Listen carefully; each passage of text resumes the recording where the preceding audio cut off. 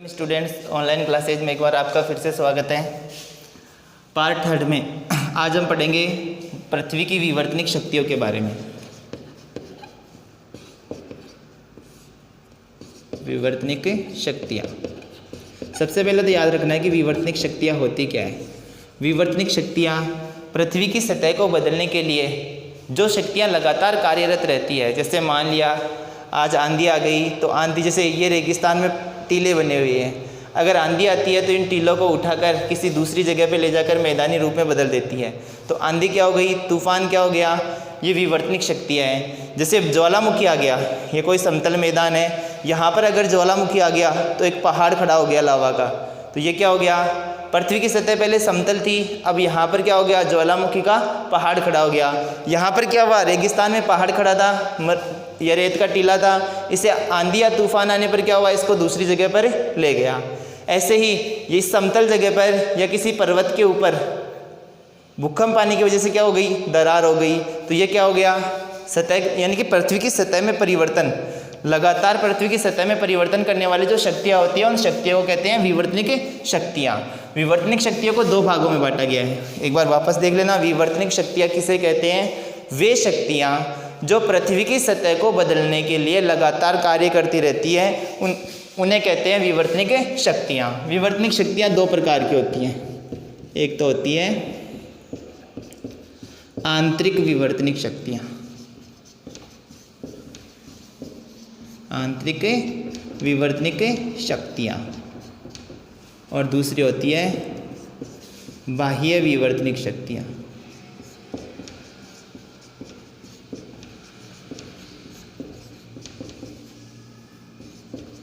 आंतरिक विवर्तनिक शक्तियाँ और बाह्य विवर्तनिक शक्तियाँ।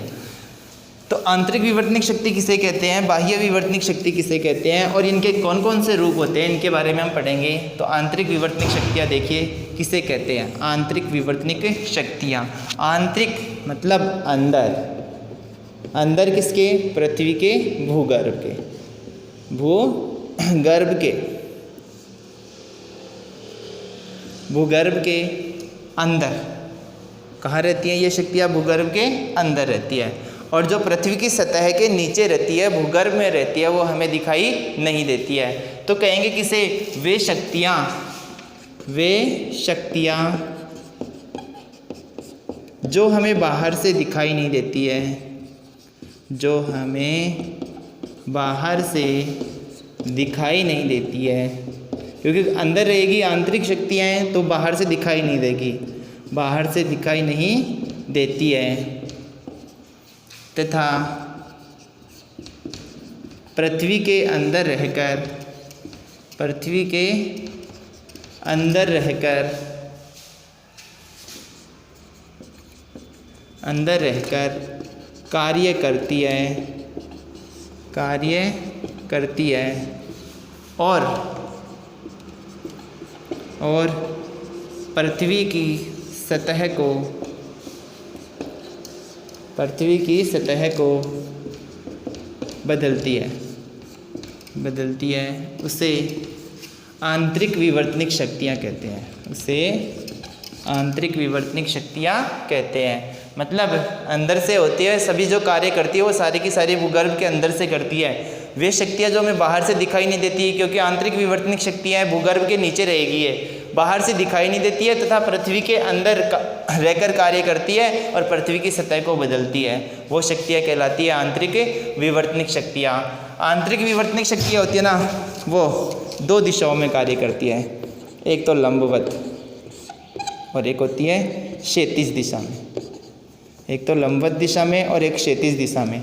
जो लंबवत होती है, मतलब जो शक्तियाँ लंबवत कार्य करती है वो पृथ्वी की सतह को ऊपर या नीचा, मतलब जो शक्तियाँ, विवर्तनिक शक्तियाँ लंबवत रहकर कार्य करती है वो पृथ्वी की सतह को, पृथ्वी की सतह को, सतह को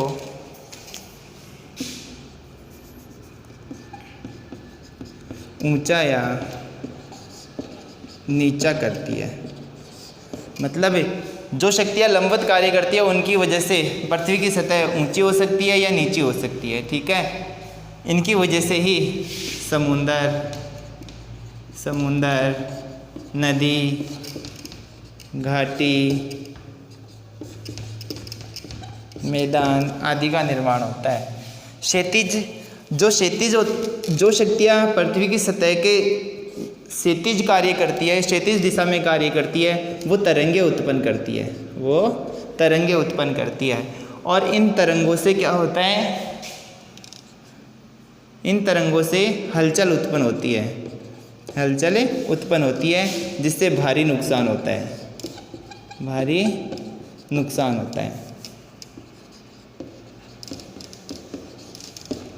और भारी उथल पुथल होती है,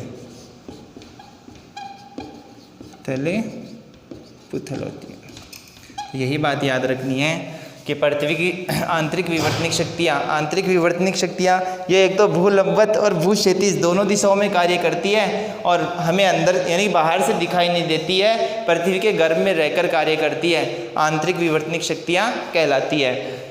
जो शक्तियाँ भूगर्भ के लंबवत कार्य करती है वो शक्तियाँ पृथ्वी की सतह को बदलती है और उन्हें पृथ्वी की सतह को ऊंचा या नीचा कर देती है। तो लंबवत कार्य करने वाली शक्तियों के कारण पृथ्वी की सतह या तो ऊपर उठ जाती है या नीचे दब जाती है, ठीक है। और जो शक्तियाँ क्षैतिज दिशा में कार्य करती है वो तरंगे उत्पन्न करती है। इन तरंगों के कारण हलचल होती है और हलचल के कारण भारी उथल पुथल होती है, बहुत सारा नुकसान होता है, ठीक है। तो ये हो गया आंतरिक विवर्तनिक शक्तियाँ। जैसे एग्जाम्पल याद रखना है, एग्जाम्पल में याद रखना है, एक तो होता है ज्वालामुखी, अंदर से आता है, पृथ्वी के गर्भ से आता है, हमें दिखाई भी नहीं देता है, जब आता है तो हलचल भी होती है, उथल पुथल भी होती है और एक लावा का पहाड़ खड़ा होता है, इसमें से ज्वाला निकलता है, ठीक है। तो ज्वालामुखी हो गया इसका एग्जाम्पल। भूकंप भी क्या होता है? अंदर से आता है, हमें दिखाई नहीं देता है और पता भी नहीं चलता कब आता है, ठीक है। इसके अलावा सुनामी, यह भी आंतरिक विवर्तनिक शक्ति है। सुनामी, भूकंप, ज्वालामुखी, ये सारी की सारी शक्तियाँ होती है वो आंतरिक विवर्तनिक शक्तियाँ होती है। जब भी ज्वालामुखी आता है तो पृथ्वी की सतह बदल जाती है। भूकंप आता है तो भी सतह में परिवर्तन होता है। सुनामी आती है तो भी सतह में क्या होता है? परिवर्तन होता है। तो पृथ्वी की सतह को लगातार बदलने वाली जो ये शक्तियाँ हैं, भूकंप, सुनामी, ज्वालामुखी, ये होती है आंतरिक विवर्तनिक शक्तियाँ। अब देखिए हम पढ़ेंगे पहली आंतरिक विवर्तनिक शक्ति कौन सी है? ज्वालामुखी के बारे में।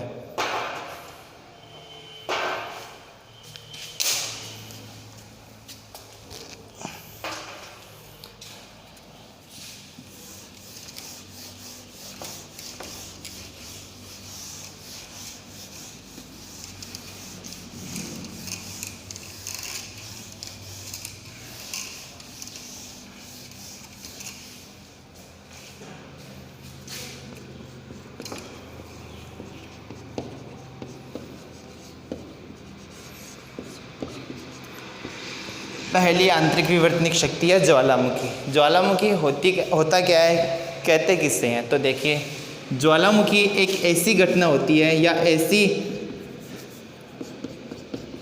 ऐसी आंतरिक विवर्तनिक शक्ति जो भूगर्भ के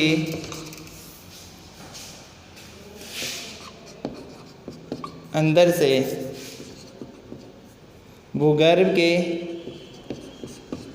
आती है, भूगर्भ के लंबवत कार्य करती है, भूगर्भ के लंबवत कार्य करके भूपटल को फोड़कर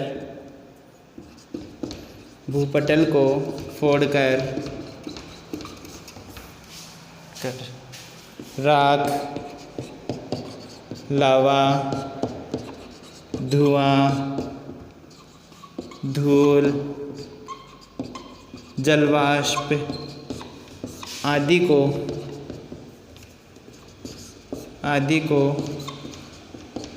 बाहर निकालता है या बाहरी सतह पर भेजता है,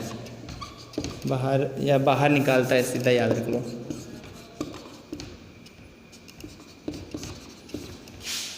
उसे ज्वालामुखी कहते हैं, उसे ज्वालामुखी कहते हैं।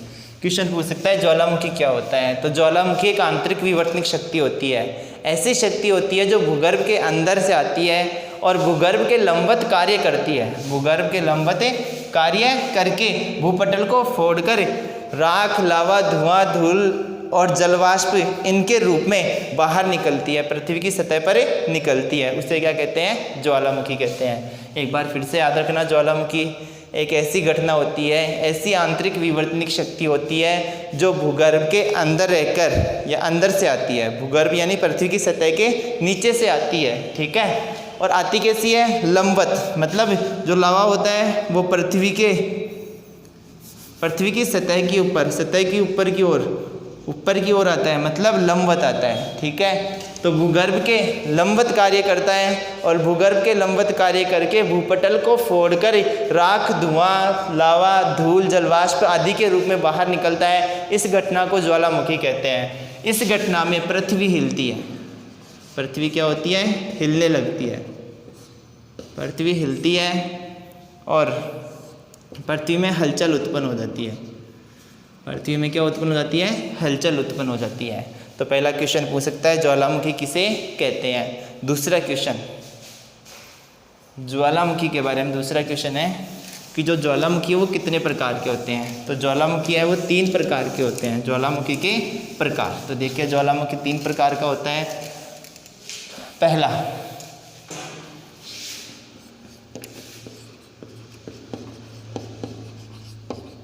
ज्वालामुखी के प्रकार।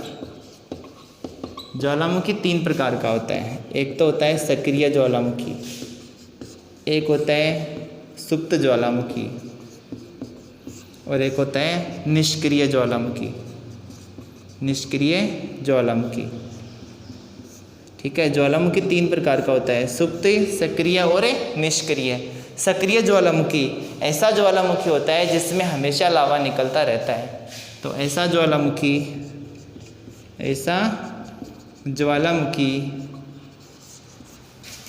जिसमें हमेशा लावा निकलता रहता है, जिसमें हमेशा लावा निकलता रहता है, उसे कहते हैं सक्रिय ज्वालामुखी। सुप्त ज्वालामुखी ऐसा ज्वालामुखी जिसमें रह रहकर जो लावा निकलता रहता है, उसे कहते हैं सुप्त ज्वालामुखी। और निष्क्रिय ज्वालामुखी किसे कहते हैं? ऐसा ज्वालामुखी जिसमें एक बार लावा निकलने के बाद वह हमेशा के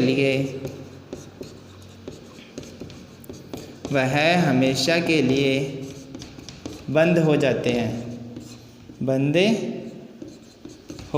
हैं, उसे कहते हैं निष्क्रिय ज्वालामुखी।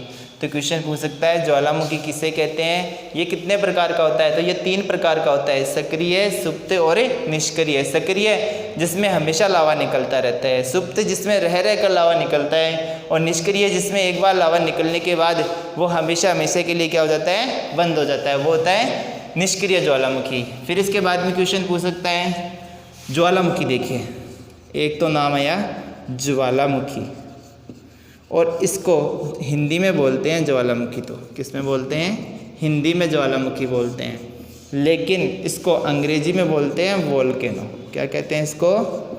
अंग्रेजी में कहते हैं वोल्केनो। क्यों कहते हैं ये भी क्वेश्चन पूछ सकता है कि अंग्रेजी में ज्वालामुखी को वोल्केनो क्यों कहते हैं, हिंदी में ज्वालामुखी क्यों कहते हैं। वो देखिए, जब ये बाहर निकलता है, भूपटल को फोड़कर बाहर निकलता है, तो इसके अंदर जो इसका मुख होता है, इसमें से हमेशा ज्वाला मतलब आग निकलती रहती है, इसलिए इसको हिंदी में ज्वालामुखी कहते हैं। जब भी ज्वालामुखी आता है तो इसके मुख से हमेशा आग निकलती रहती है, इसलिए इसको क्या कहते हैं? ज्वाला कहते हैं, ज्वालामुखी कहते हैं। आग निकलती मतलब ज्वाला निकलती रहती है। लेकिन इसको इंग्लिश में इसको वोल्केनो क्यों कहते हैं? मोस्ट इम्पोर्टेंट क्वेश्चन कि ज्वालामुखी को वोल्केनो क्यों कहते हैं। तो क्यों कहते हैं देखिए, पहले यूरोप महाद्वीप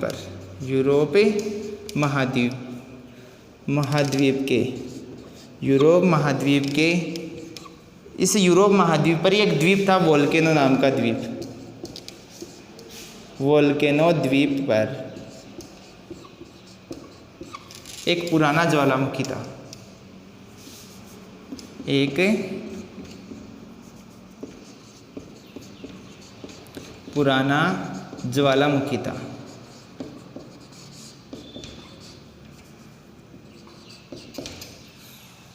यूरोप महाद्वीप के वोल्केनो द्वीप पर एक पुराना क्या था, ज्वालामुखी था। वहाँ के जो लोग थे उन्हें रोमवासी कहते हैं, रोमवासी। यूरोप के इस द्वीप के जो लोग थे उन्हें कहते हैं रोमवासी। तो ये रोमवासी उस ज्वालामुखी को, जो वोल्केनो द्वीप पर था, उस ज्वालामुखी को पाताल में जाने का या पातालपुरी का मार्ग मानते थे। पातालपुरी का मार्ग मानते थे। इसकी वजह से ही ये जो द्वीप था ना, द्वीप यूरोप महाद्वीप का जो द्वीप था वोल्केनो द्वीप, इस द्वीप पर पुराना ज्वालामुखी था। इस द्वीप के नाम के आधार पर इस ज्वालामुखी को अंग्रेजी में क्या कहते हैं, वोल्केनो कहते हैं। ठीक है, तो क्वेश्चन पूछ सकता है ज्वालामुखी को वोल्केनो क्यों कहते हैं। तो वोल्केनो कहने का कारण यही है कि इंग्लिश में से वोल्केनो कहने का कारण क्या है, वोल्केनो एक द्वीप था, उस द्वीप पर पुराना ज्वालामुखी था, उस द्वीप के नाम के आधार पर इसका नाम क्या रखा गया, ज्वालामुखी का वोल्केनो रखा गया। अब क्वेश्चन पूछ सकता है ज्वालामुखी किसे कहते हैं, इसे वोल्केनो क्यों कहते हैं, ये कितने प्रकार का होता है। अब देखिए इसके सबसे अधिक ये आता कहाँ है, सबसे अधिक ये भारत के अंदर, सबसे पहले इसको याद रखना आता कहाँ है, ये सबसे अधिक कहाँ आता है। तो सबसे अधिक ये आता है प्रशांत महासागर के, प्रशांत महासागर के, प्रशांत महासागर के चारों ओर द्वीपों तथा तटीय क्षेत्रों में आता है, तटीय क्षेत्रों में आता है। मतलब प्रशांत महासागर के चारों ओर जितने भी तटीय क्षेत्र होते हैं, उन तटीय क्षेत्रों में ज्वालामुखी सर्वाधिक आते हैं। क्वेश्चन पूछ सकता है सर्वाधिक ज्वालामुखी कहाँ आते हैं, तो प्रशांत महासागर के चारों ओर तटीय क्षेत्रों में सर्वाधिक ज्वालामुखी आते हैं। ठीक है, एक और क्वेश्चन है कि ज्वालामुखी आना, इससे जान माल की हानि होती है, जान माल की क्या होती है, हानि होती है। हानि नहीं, भारी नुकसान होता है इससे, लेकिन नुकसान के साथ में क्या है, इसके लाभ भी हैं। तो इम्पोर्टेंट क्वेश्चन बन सकता है ज्वालामुखी के लाभ बताइए। तो लाभ देखिए ज्वालामुखी के,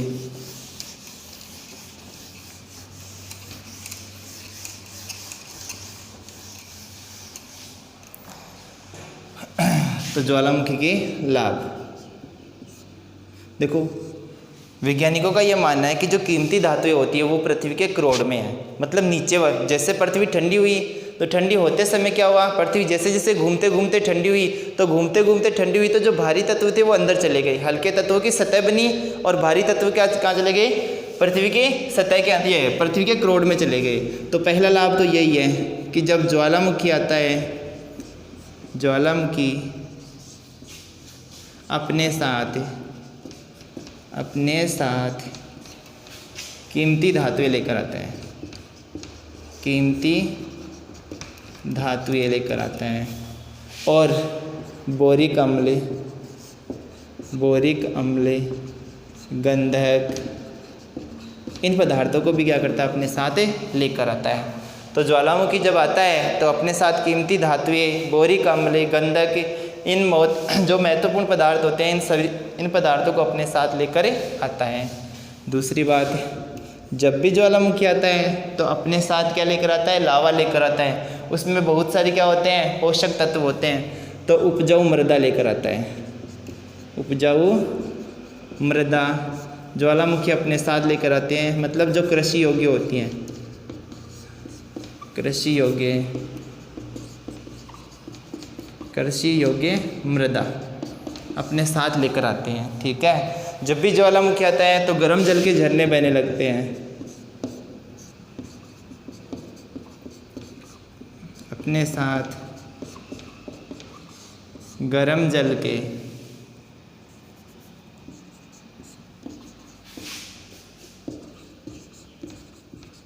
झरने, मतलब गर्म जल के झरने किसकी वजह से बहते हैं, ज्वालामुखी की वजह से बहते हैं। तो गर्म जल के झरने बहते हैं, इसके कारण ये अपने साथ कृषि योग्य मृदा या उपजाऊ मृदा लेकर आता है। जब भी ज्वालामुखी आता है तो अपने साथ कीमती धातुएं, बोरिक अम्ल, गंधक, ये सारे पदार्थ लेकर आता है। तो ये ज्वालामुखी के लाभ।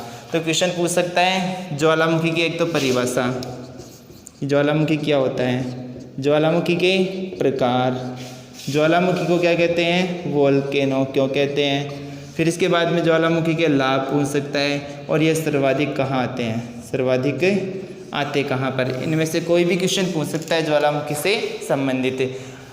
ठीक है, हमारे नेक्स्ट पार्ट में हम भूकंप और सुनामी के बारे में चर्चा करेंगे। धन्यवाद।